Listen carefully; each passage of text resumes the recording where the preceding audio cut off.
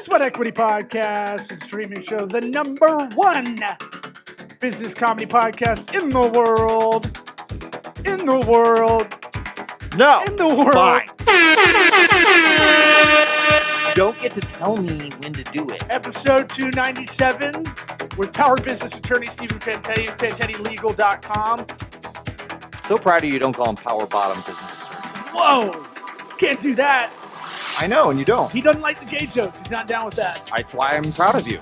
Hey, that's why you're Eric Redinger Yeah, there you go. on the ones and twos, hitting the producing and the mic there. I'm your other host, Law Smith. We're the 2020's best small medium enterprise business advisory podcast in the United States. If you want to help out the show, go It's global, by the way. That's global. World, not just USA. Not contiguous United States. All 50, baby. All 50 and the world. That globe. That's what we're talking about, globe trotting. Listen to us on Apple, iTunes, Apple Podcasts, iTunes app. You want to support the show and not our sponsor that I'm about to do? You can go on there, give a 5-star, give a little review, write a little sentence, and subscribe. That's the cheat code that gets us up. One day, we really want to make a push to be on the top business podcast because we shouldn't belong there. Yeah, and they'll pull us right off.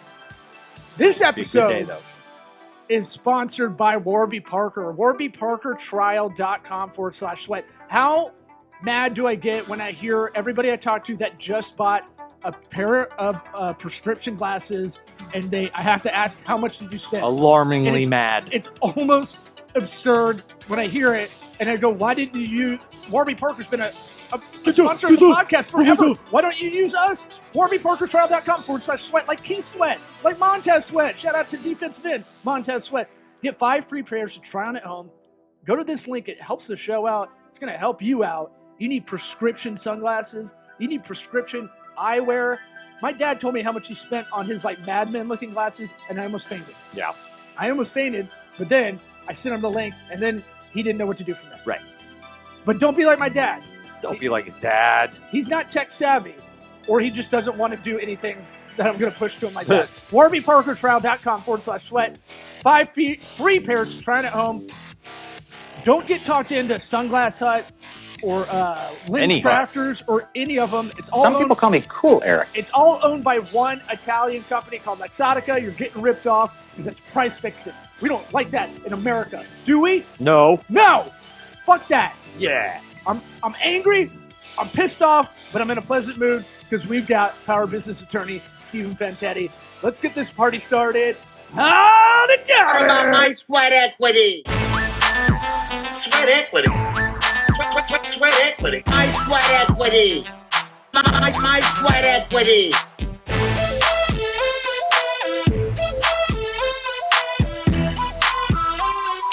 Sweat equity. What about my sweat equity? Good. Yeah, we're good. We're good. I threw out in our intro, FantettiLegal.com. Throw out any other plugs you want to put up top before we get into it.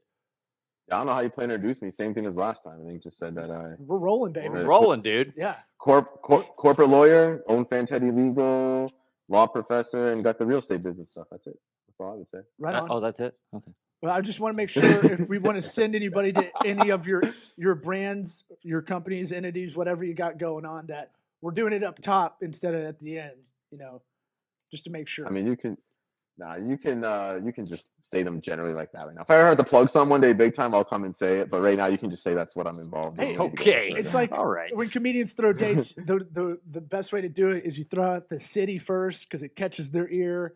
I'm coming to Tampa. And then it's like, oh, and then you'll listen for the actual date. I mean, all of our we don't do any builds in Florida yet. So all of our land's in North Carolina, South Carolina, Pennsylvania right now, and all our builds are there. So well, I don't know if you know this, Not but gonna matter. we're 2020's oh, I know best you guys are small business enterprise B2B advisory. 69. I get it. No, we won an award. It hasn't been yet. Yeah, no, we won. We're 2020's best small medium enterprise business advisory podcast in the United States. From Lux Global Excellence Awards, proudly hosted by Lux Life Magazine. So, I mean, we're international. Mm-hmm. I don't doubt it. Internationally, no. International men of mystery. You're international. That Canadian disposition, I think, gives you the good even hand that us Americans don't have. But you're officially an American now. I was gonna say, yeah. But we were Congrats. talking. Yeah, we were. Thank Your dad was a constable. That's what my favorite. One of my favorite words to know. He was not. He was deputy chief of police, but you keep saying constable. It's okay. Chief constable of police. He didn't wear a Mountie hat or anything? Anything cool like that? Nah, you didn't. Nope. Okay. No. Well, Nothing wrong with that though. I apologize to Mr. Fantetti if he's worries. listening over north of the border. Here's we were talking this weekend off air, obviously. Yeah. We were talking. Finally leaked up. And it's funny. Right before we just started, right now, I was about to say it's funny what we get excited for now because you're like, got new shutters, bro. Shutters are dope. New floors, new furniture. And I'm like, yeah, what kind, man? Are they hurricane proof? Sick, man. Yeah, I know. And we got our kids awesome. together to go play at the park, and it's fun to watch that. Knowing you for how long we've known each other, our interests have changed into the dad dork kind of stuff, where you're just like, yeah, here's how these kids can play with the Hot Wheels kind of thing. And exactly. I'm as pumped to watch them as anything else, And then we dorked out on business stuff pretty much the whole time while they played. Well, right. And I was like, ooh, this will be a good question to lead off when you come back on is, if you're a small business, and I think of HR, and I think a lot of people do, I think a lot of people think of it as so supportive or last on the list of priorities. And we were kind of just, waxing poetic about it. And it's one of those things where, let's say you're a small business under, let's declare what a small business is.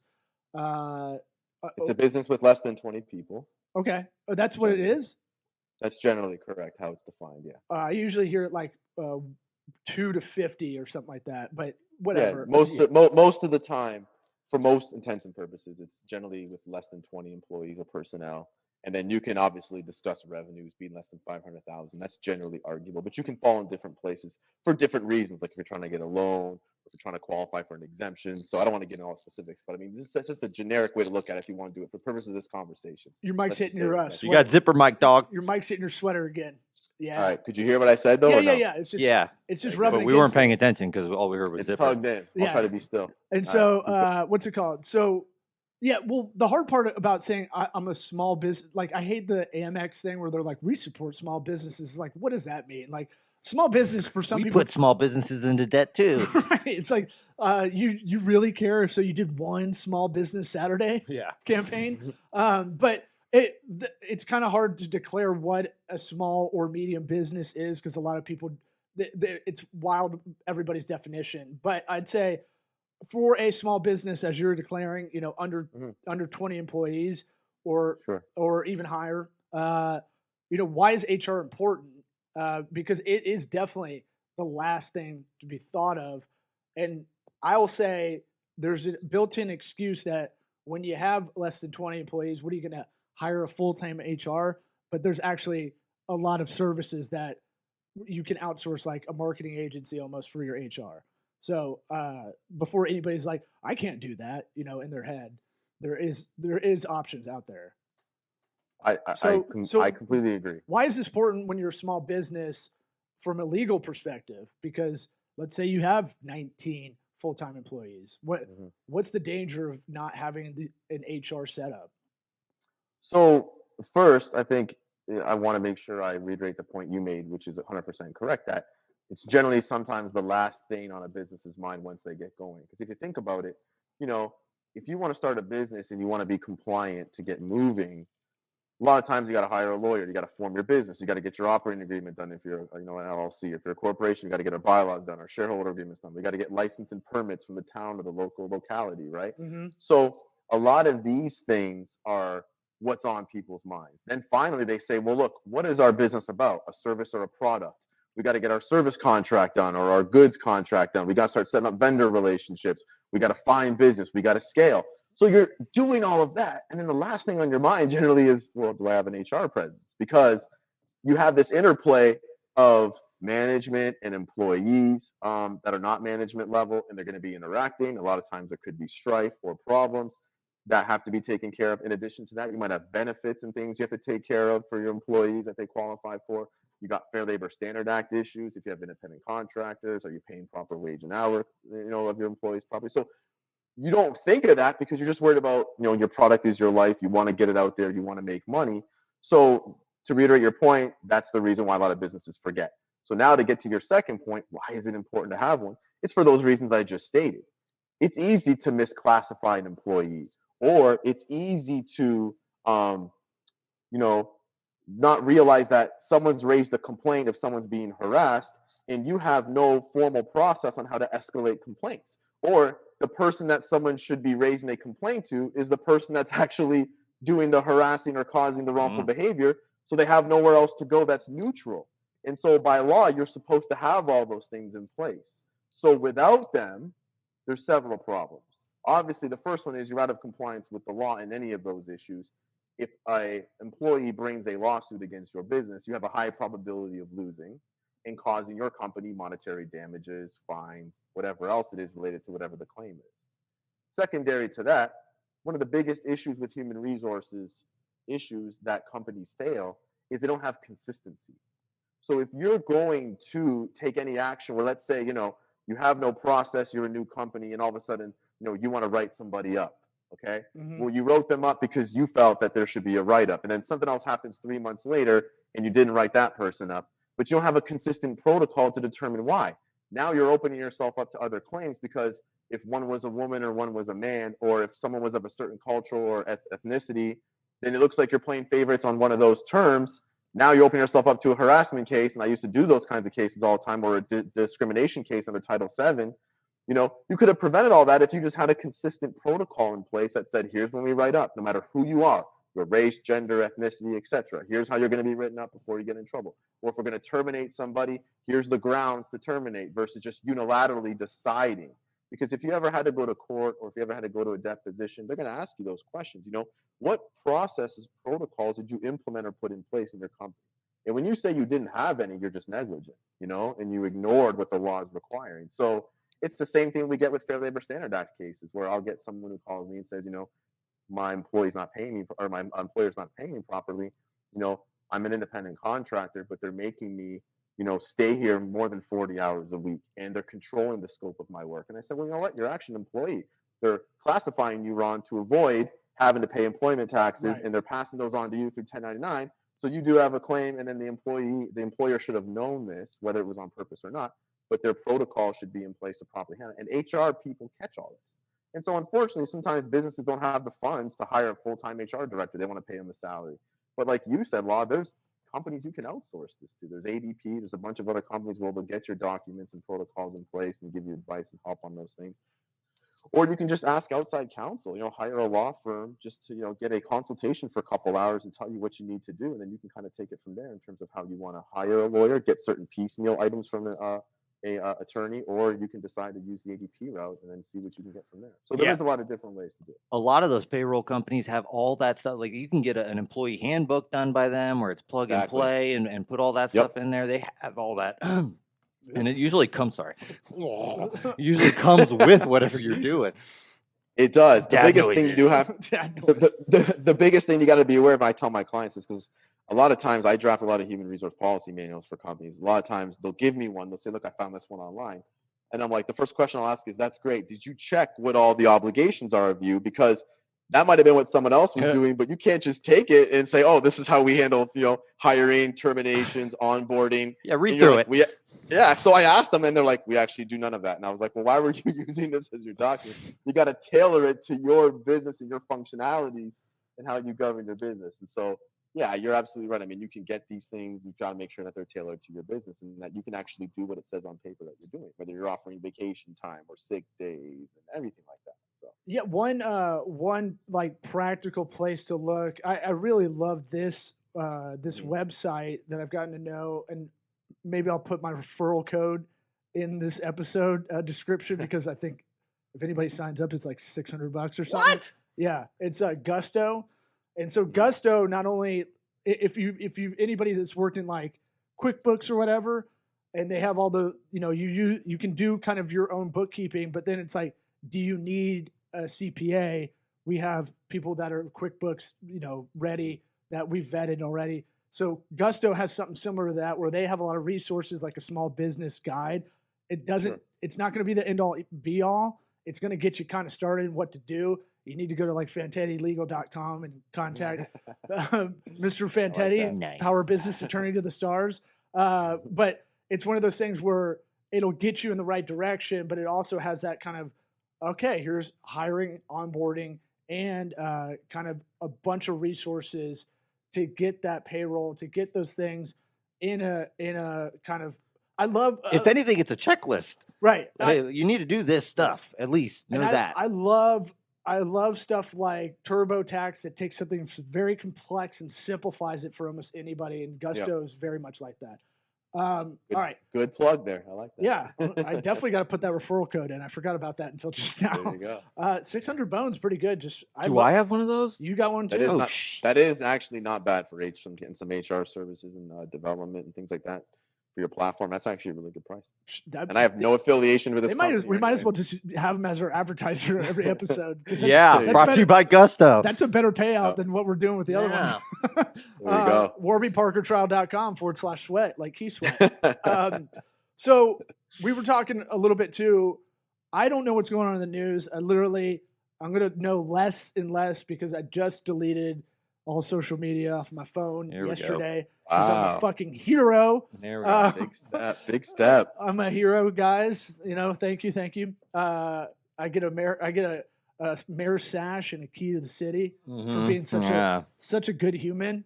Has it been 24 hours yet? No. Yes. Yeah. No. I'm just doing it. I'm doing it as a study on myself, just to go.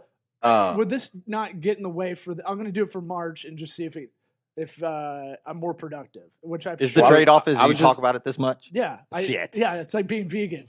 I just talk about. You can get your news from other sources besides your phone apps. I know. Well, no, it'll make me be more proactive to looking up news, and I feel like I got to curate that a little bit better. Good. But we're talking about the stimulus check and how it's affecting business across the country.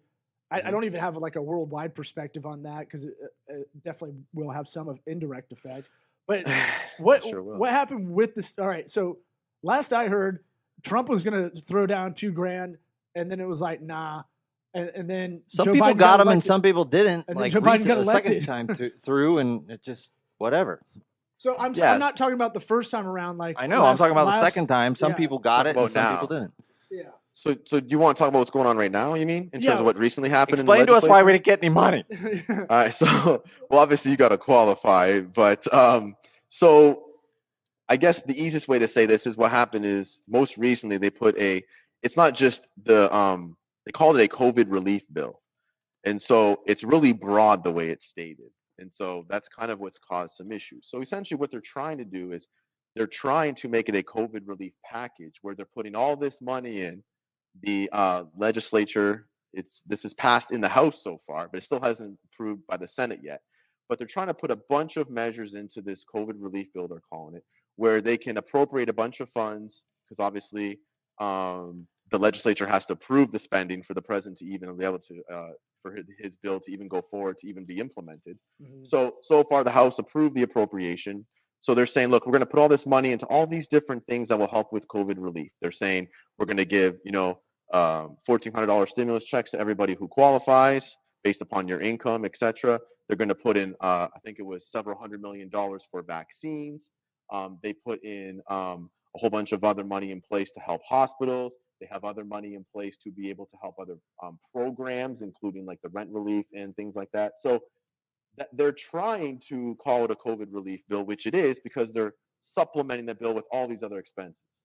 But the House passed it because they have the majority and they're able to obviously do that.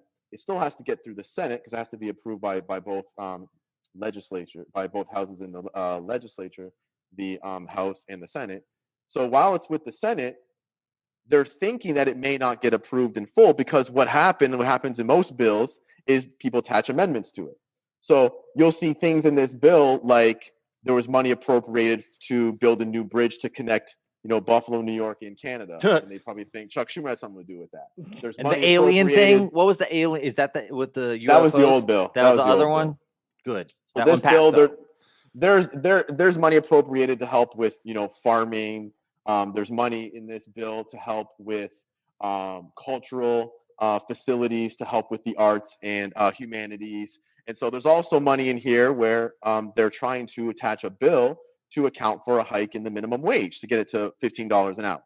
So the House passed it, but there were still some people who rejected it because they didn't like the minimum wage amendment. There's belief right now by the Republicans in the Senate as well that they're going to reject this entire bill unless you strip out some of these payments that they think shouldn't be included in this COVID bill. So they said, look, if this is meant for COVID relief, then just put money for COVID relief. Don't spend taxpayers' money, they're saying, on all these bridges and cultural things, and don't try to attach a minimum wage amendment at the end, because that can hurt small businesses, because now they're going to have to pay more money they don't already have when they're making less money in this economy. Don't force them to have to raise their minimum wage. You're just going to fire people and you're going to lead to more unemployment. That sounds prudent. That sounds practical. I couldn't. Again, you're 100% right that it does. But here's the thing that I think people are missing, and that I think is important to know. Number one, that is exactly one way to look at it, and that is an argument to say, if this is meant for COVID relief, make it for COVID relief. But what the Democrats would say and what Biden would say is, well, you're not wrong, but the problem is we have to think bigger here, because there's a lot of consequences that COVID has had on the economy. We have to do more in the bill to cover all these different sectors, like farmers, like reopening schools, or like making sure that these multicultural centers stay open so people have jobs, so that they can take their money they're making in wages and give back to the economy. And what he's trying to do is he's trying to foresee a problem like in the 2008 crisis, probably when he was working with Barack Obama to avoid when the housing crisis hit and all the banks were failing, is they have to do things to inject the economy so that people can stay employed and still be able to have jobs and contribute to the economy. And so if you're making $7.25 an hour, they're saying, look, you're still at the poverty line. It's not going to help you. We got to do something to get more money in people's pockets to get the economy stimulated, because if we don't, then there's a high likelihood that if COVID continues and we can't reopen everything the way we did, people will have less money. So that the stimulus check might not be enough. One way to put more money in people's pockets is to increase the minimum wage. However, again, is it the best way to increase minimum wage to do it through a COVID relief bill? Some people think you should be legislating for it separately. Don't pack on, just focus on COVID. Genius. But again, this is the clash you're going to see. I know right now, because of these two different schools of thought. And so it's really hard to decide and find out how this is going to fall. So I think you're going to end up seeing that in order to get this passed, if the Republicans don't try to filibuster, if they had the votes, that you have to see that they might try to strip things out of this bill to get it passed, and Democrats might have to accept that to get some kind of COVID relief bill passed. So that's what we're facing right now, and that's one of the main issues that people may not be getting from the news or otherwise, is that clash of how do you approach this bill? It's not just what the bill does, it's how much is packed into it aside from COVID, and is that for a reason where Republicans think you're wasteful spending, or should the Republicans see that the Democrats are trying to save the economy, and this is one way to help inject money in the economy to keep it moving, to avoid issues? Because Republicans just think if you print more money, you're going to cause more inflation of the U.S. dollar, because you're putting more out there. Obviously, that's going to lower the value of the dollar once the economy starts tanking and people can't pay their debts and do things. So there's a lot here, than just simple COVID relief. And that's what's caused the problem with this bill and the news that you see from that. Yeah, more than anything, it points to institutional problems of how it all works. That is so frustrating that they'll just roll all that shit in there, and now we're at a deadlock. Yeah, you can't just get. It's 2021. You guys can't just do it on computers and then do one thing at a time. I mean, it's not that hard. But we're just going to fight it. But that's one way to look at it. But the other problem, Eric, is, well, maybe Biden's right. Should we be thinking bigger? And we need to do more to keep the economy. I'm not even addressing any of the issues. I don't even care about what it is. It's just like, wait, what? You can't just do it, the one thing, and then we can, how long? And of course, every bill is 9,000 pages long. Like any of those guys are reading that shit. Their teams read it, right? Shut up. Their teams read it. They don't have enough time to read it. Well, you're supposed to read it, but of course, at the end of the day, you have people. I mean, the congressmen and women generally don't draft it. They might draft some parts, or they might add some language, to these general templates when they add things in. But I mean, at the end of the day, you're going to have your staff really get deep into it, because it's very rare that these senators and congressmen and women have time to read through the entire bill. But when you also have to remember that there's sessions of a bill. There's various steps. I know you guys know how a bill is made. You probably learned it in school when you were a kid, but at the end of the day, There's a song about it. But you can tell the audience what well, I'm not going to go into all the details, but at the end of the day, you do know that, once a bill gets out of committee because it's been approved and marked up and allowed to go to the floor for debate, a lot of this information about what's in the bill is already said through debate. So sometimes that takes their rationale away for having to read everything if they already know the items that are being debated. So usually those are the most, gating issues in any bill are being the ones that are debated. So there's no need to really go back and read everything is what they say. Obviously you want to read everything that's in the bill and know when you vote and be well informed. But I mean, that's just what people say is one technique that these people sometimes do before they vote. So, it's important to understand that. But like I said, I think the most important thing is it's not necessarily about the dollars in the bill. It's not necessarily always about, whether or not one party's trying to play politics. I think the most important thing is just it's the point of view that's the right one that everyone thinks in the majority should be done. Should we just be spending to attack COVID relief? Or should we really be prudent and think about broader problems? And then that's why we're putting more things in the bill. Or again, like I said, is that considered overspending? We'll deal with those issues as they arise. We don't need to do all this now, but it's just a difference of opinion. Biden thinks he needs to do more to save the economy than just pay COVID relief. Republicans think, no, you don't need this wasteful spending. Just focus on what the problems are in front of us now. And as you know, conservative Republicans are generally fiscally conservative. They don't want to overspend. So that's why you have that big clash. Yeah, I'm leaning on the Republican side of all of that just because because I'm a staunch Republican. No, because you voted for Kanye. yeah. Yeah. Black Lives Matter, guys. I don't know what you're talking about. Now he's got to deal with that backlash again. BLM, I'm all about it. Sorry, I'm pro Black Lives Matters. Okay, sorry. So sorry. Okay, guys. Here's my thing with that is that first off, minimum wage, can't you really say, hey, this should be a state discussion, not a federal discussion? I know there's a federal minimum wage and then there's a state one that's usually higher, right? So why, what's going on? Why can't they just go, hey, we'll figure out this federal part later of this minimum wage? We've been arguing about minimum wage since I can remember anything. So it'll keep going. And I don't, to put that in and to say that we're gonna give an enhancement of the economy overall if we get this part in from the other side doesn't make a lot of sense if the previous arguments for the last, 50 years, this has been going on for a while. And then the other thing I have, all I can hear is my macroeconomics teacher, my professor at Auburn, talking about. It's Auburn, though. I gave that specifically for a reason because, he is definitely on the conservative side. No way. Yeah. Go figure. I know. In Middle East Alabama. I don't know. And Weird. So we're the Harvard of Middle East Alabama. And so Stop it. Well, Stop it. What You else know is you're there? not. And so Phoenix City College. All right. But what I'm saying is he would always go into this thing about it. Actually, he claimed to be a Democrat, honestly, because he says that actually hurts when you raise the minimum wage. More people will lose jobs that need it, and a lot of businesses that are on the enterprise level are. McDonald's is that example everybody likes to use because it's ubiquitous. So it's one of those things where they're talking about Washington already made it $15 an hour or something like that, and sure enough, McDonald's is like, oh, computers do your job now. We could just do an ATM. We don't even need that. We need one human, really. Yeah. It's going to force us. He's an IT guy. In a way, it's almost like how everybody's realizing Zoom, you don't have to be in the office as much and you don't need as much office space. And it's like, yeah, well, when you're forced to do it, you're going to figure it out as a business. What do you think about that? Do you think raising it up, and let's say it in a small business perspective, if you want, just because mostly that's the audience that might be listening, is, I think it does more harm than good in a way.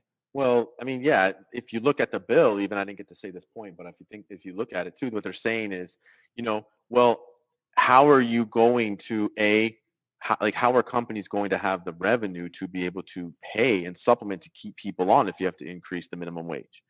The bill actually states, and I think Bernie Sanders put it forward and Elizabeth Warren, shocker on that, where they said, well, look, we're going to tax all the big corporations who haven't raised the minimum wage right now or tried to make a more competitive wage. Mhm. And then as a result of that, we'll have revenue to help supplement all the small businesses to keep them in line to be able to pay more of their employees a higher minimum wage if they can't do it themselves. That's going to be a tough thing to obviously implement. But, I think there's a better way to do it, because I think Go to your there's no HR question. person. Well, there's no question that the minimum wage has to be raised. I just think it's obviously too low. My personal opinion, obviously. I think many people would probably agree. Maybe other than Peter Schiff. If you look at his podcast with Joe Rogan, he was saying there should be no minimum I'm wage. about to go Schiff on you. Yeah, don't do it, because I know you're going to say. Well, what I'm going to say is it's more on. I just, in theory, I like the argument that it's a minimum. It's not supposed to be the job that you have. Like, and that's what Peter Schiff is saying. It's whatever. If someone's going to pay you $1 for a job, he says, well, don't take that job. Go somewhere else where they won't at least pay you more, that the market will bear it and set it. But obviously, not everybody has that ability. So I think that's why I don't think Peter Schiff's right on that. But the most important thing to obviously understand is that there has to be a rational way to implement the ability to have a minimum wage. And I think what they have to probably consider doing is they have to scale it slowly, which means if you don't want to impact a company, say you have to raise it, by almost $8 right now, or else you're going to be penalized, then scale it. You say, you know what, by 2022, it should be at $10.50. By 2023, it should be at, $12.25. And then we get to $15, by 2025. That's a less of a burden instead of just shocking the system right now and demanding companies to meet this high amount. Right. Let's incrementally make the minimum wage larger and have that committed by legislation. And then if people aren't doing it, then all you have to do is tax them for the difference. It's almost like what they're doing for Obamacare, which the Supreme Court said was a lawful tax. And my theory on that, why you don't do that, is because you can't put your stank on it as a politician. Because you got to enact this now, because you do. If you're doing it the right way, like you're saying, that's a 20-year plan. It's easy to just have it correlate to inflation. 2025 is 4 years away. You know what I'm saying? Like, there's a lot of stuff like this that goes on that you could go, this should be a slow implementation. But that will force businesses to adapt. Right. It's not going to force them to go high right away. And it lowers the burden on their payroll doing that. So I think that's probably something that could be, I'm not saying it's the only answer, but I'm saying it's better than just, saying you got to take this $15 minimum wage or nothing. And it's like, you have to have. And we'll do the same thing in 10 years where it's just whatever number that is. Yeah. I mean, it's a moving target for sure. But at the same time, oh man, I had something. So we were talking about that scaling up book, and if for anybody listening about how to scale for the 4 parts, you remember? Sure. I do. You got it? I don't know. No, not off the top of my head. No, I remember the book. Yeah. Well, for anybody that's just even trying to do their own side hustle and thinking about scaling, you wrote it down on your hand. Go ahead and say it. Go ahead. I'm nervous. I'm not going to get it right. Here we go, baby. People, let's hear it. Strategy, execution, cash, and those are the 4 things you need to scale up. And that could be from you scaling your turquoise jewelry store on Pinterest and Etsy to getting it to being a full-time thing. You got to think of that even from that jump at the starter level. I want to make a full-time job out of this. I want to make a whole company out of this. Expand to other colors. Right. Yeah. Aquamarine, maybe. Whatever your tacky aunt likes to buy. I want to jangly jewelry. Whatever people in the West that are alternative medicine people. That's this is the jewelry I'm making. So I'm just that's something I was been listening to and thinking about as you're talking about that, because I think from the business side perspective, it's I don't know, it's just interesting to watch that and figure out an actual way to do it. With the real key is to not worry about the government waiting for the government to help you, because that's a a fool's dream almost. Well, sometimes some businesses will obviously need help, because even what I was talking about doesn't mean that's the exact way it should be done, or that I agree it should be done. That's just something that people have been proposing. Right. But I do know, when you've had 2.5 million small businesses fail since March of last year, some businesses are going to probably need some help, and that's obviously what the government there is for. It's not just regulations, also to provide assistance. But there's got to be the happy medium where you can't over-regulate. Too much regulation kills, the ability for some people and businesses to be able to not just have competition, but to be able to diversify their product set or to be able to grow their business and scale sometimes. So, you have to find that happy medium. It's obviously very difficult to do because you do have differences of opinion on both sides of the aisle in Congress. But I mean, I just think at the end of the day, the biggest thing that they have to take to, be aware of when you pass bills like this is you really want to try to get them on a bipartisan basis. I mean, if you learned it under Obama's administration, when he had to pass even the Affordable Care Act, remember, he had 0 votes when it went to the Senate to approve it. So all the Democrats pushed it through. And then after that, the Republicans thought Democrats didn't want to work with them anymore. And they didn't help them get any of their agenda through when they had the majority in the Senate. So ultimately, what this means is I think it's in Biden's best interest to make sure that he does get bipartisan support, listen to what the Republicans want here. He's going to have to cut something. If you looked at his press conference last week, I think it was on Friday or Saturday, Biden said, he goes, "You tell me what to cut. I think all this stuff needs to be in here." So the Republicans just got to propose it. If it's going to be the minimum wage, then Tell you got me to what to do. Do the work for What him. do you My strip? God. So, but I mean, that's what we're facing. But at the end of the day, there's no question we got to help these burdens on business. And I don't know right now if making the minimum wage implemented at that rate at that amount of time is really going to help the economy. But again, I'm not an economist. Maybe there's something I don't know that he's being told from his personnel. I think a gradual, slower, implementation is probably a better approach in a hurting economy right now. But I mean, I guess it just depends how much money they actually end up injecting in the economy to help businesses. So I don't know how many are getting PPP and those other kinds of paycheck protections and loans. So we'll have to see. And you're not a politician yet. But we're out of time, man. We didn't even get to all the stuff on the punch list, but let's just get you back on every month or something. And, I'm ready to come back anytime. We'll get you in the studio next time. Sounds good. Yeah. You want to talk about competition? That's your favorite thing, man. You love monopolies and stuff. You like talking about that. Competition makes you better, I think. Absolutely. I'm all about it. Yeah, we can talk all about competition next time. Cool. All right, thanks for having me on, you guys. Thanks, you guys dude. Take care. Thanks, man. See you later.